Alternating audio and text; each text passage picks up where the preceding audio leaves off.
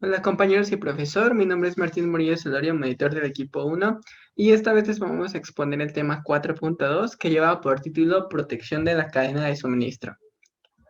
Primeramente, como introducción, bueno, vamos a ver qué va a abarcar o de qué se va a hablar en este tema en el que vamos a destacar principalmente lo que es la planificación de la continuidad empresarial.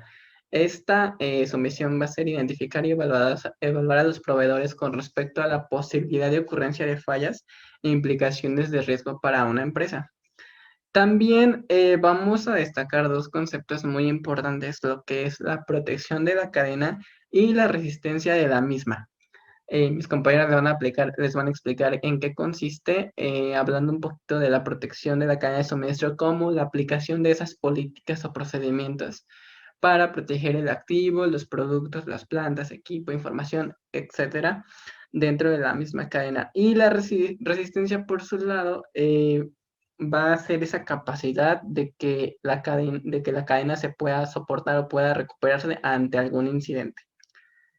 Primeramente vamos a hablar qué es la administración de riesgos. Bueno, o de dónde surge esta administración de riesgos.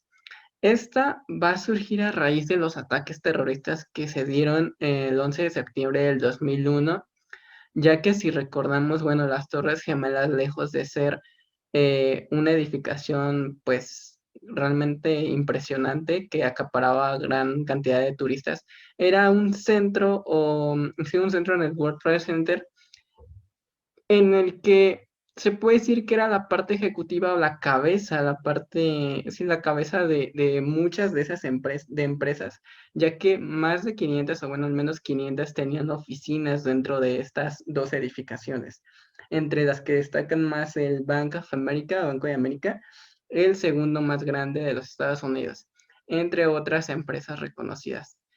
A raíz de este atentado que ocurrió en este año, bueno, se le tuvo que dar una importancia sí, una importancia más en lo que era el riesgo y la protección de la cadena de suministro, ya que ante pues este problema, afectó o movió totalmente la cadena de suministro de varias empresas que ahí radicaban.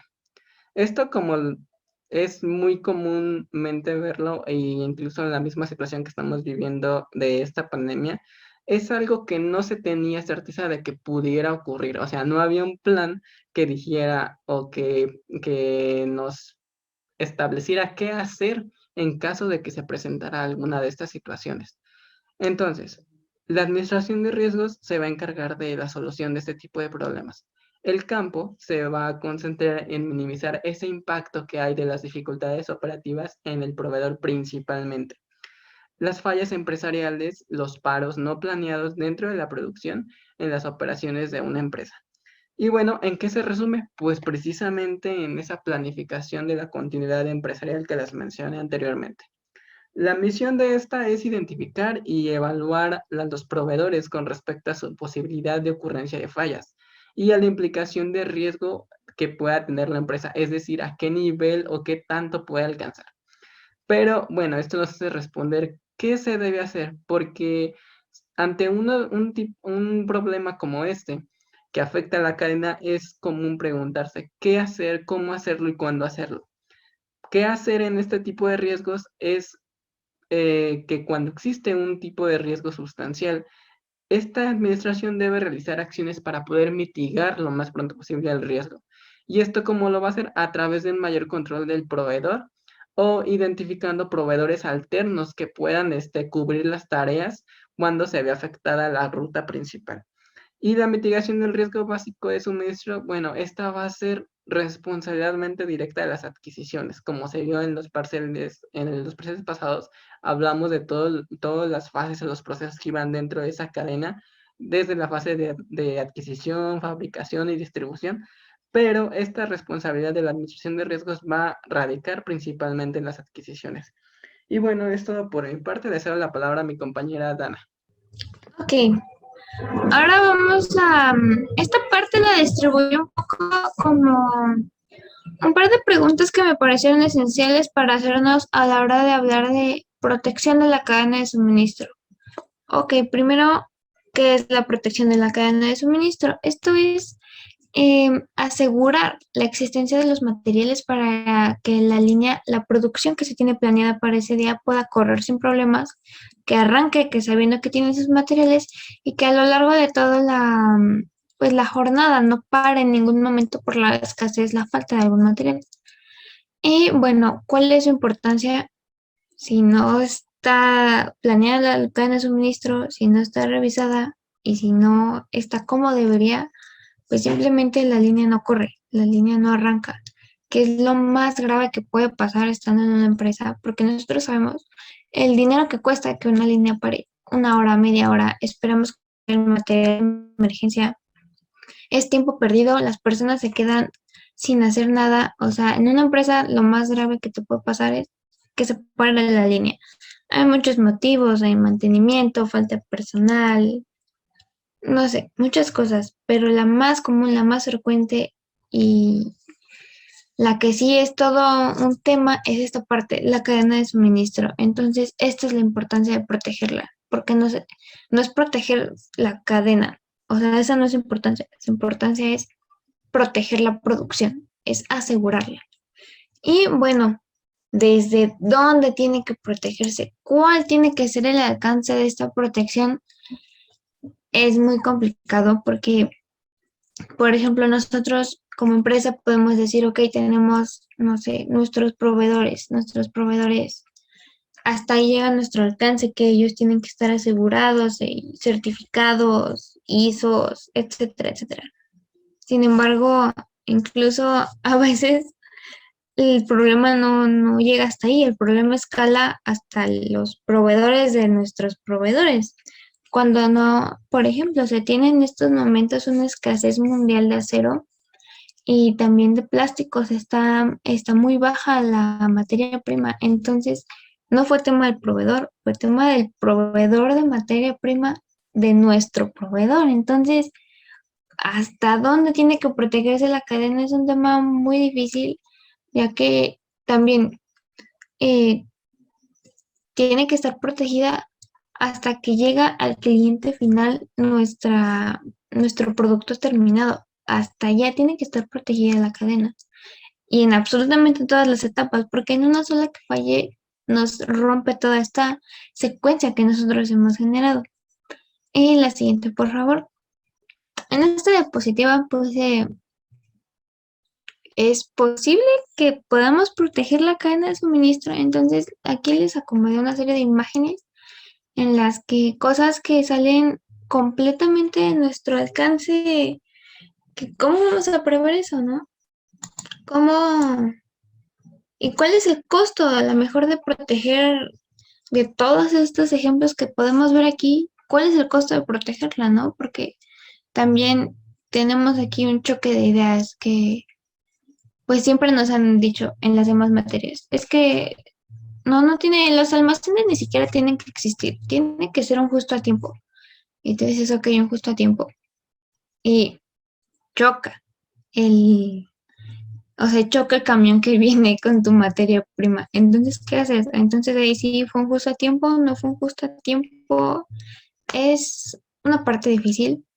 Entonces, hay políticas que aplican, no sé, como tener una cobertura de materiales de 2 días, que es algo también aceptable porque sobreprotegernos de no vamos a tener en stock 2 semanas de producción de materia prima. Es también excesivo, excede los costos, el costo-beneficio que nos podría estar brindando tener esta protección de una cobertura tan grande. Entonces, ¿la protección es posible? No, definitivamente no lo es. Hay factores externos que salen por completo de nuestro alcance, como son la parte de los fenómenos meteorológicos, inundaciones de caminos, como no hemos visto las tormentas de Estados Unidos, afectan muchísimo a toda la parte de distribución que es aquí a México, las inclemencias del clima. Hay otros que son factores un poquito más humanos, que son el asalto a los transportes que pasa y aquí en México es sumamente común. La parte de los accidentes carreteros también ocurre. Los bloqueos carreteros es algo, una forma de manifestación que se ha puesto sumamente de moda. Y hay otros factores que también nos afectan un poquito internamente, como la identificación errónea de un material. O sea, aquí decimos, no sé, este es el material 521, pero en realidad físicamente lo ves y es el 520. Entonces, es esta poca fiabilidad que tenemos nosotros en nuestra identificación, además que la confiabilidad del almacén, de que, no sé si en sistema nosotros, por ejemplo, muy común que tengamos números negativos. Dices, ¿cómo vamos a tener números de negativos, no? O sea, podemos tener cero, pero negativos, ¿qué es eso? Entonces, es la fiabilidad, la confiabilidad que tenemos del almacén. Y bueno, esto sería todo por mi parte y yo le cedería la palabra a mi compañera Miriam. Muchas gracias, Ana. Ahora vamos a hablar por qué la economía mundial depende tanto de la protección. Complementando un poquito de lo que dijo mi compañera Dana, la protección es la aplicación de tantas políticas y procedimientos que sean necesarios, así como nueva tecnología que permita asegurar que la cadena de suministro esté funcionando correctamente.